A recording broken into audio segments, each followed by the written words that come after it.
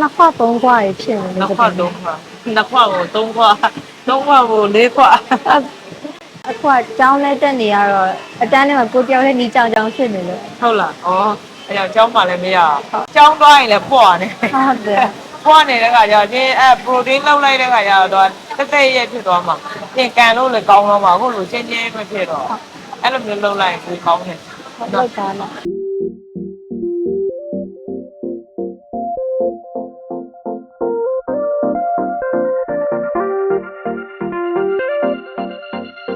ဒါပဲ ဘန်ကောက်မှာတက်နေရ ဘန်ကောက်မှာဩ အကြောင်းပိတ်တုံးလေးလာပြီးတော့ဆိုးလိုက်တာ ဩဟုတ်လားကျောင်းပိတ်ရလားကွာ ဟုတ်တယ် ဩ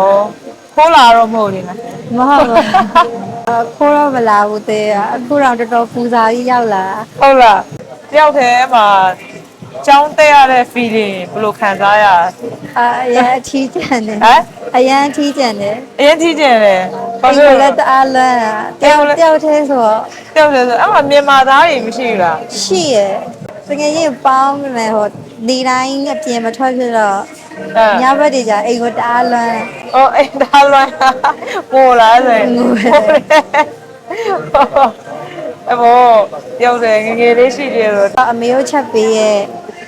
ငရုတ်တီးချက်တော့အဲ့အမျိုးချက် အော်ဟုတ်လားမြန်မာခင်းတွေအရင်ကြိုက်တဲ့ခင်းတစ်မျိုးရှိတယ်တိလားဗာခင်းတယ် ပါခင် ချင်းပေါင်ကျော် ဟာ ချင်းပေါင်ကျော်နဲ့လက်ဖက်တော့ချင်းပေါင်ကျော်နဲ့လက်ဖက်တော့ပြီးသွားရပါ ဟုတ်တယ်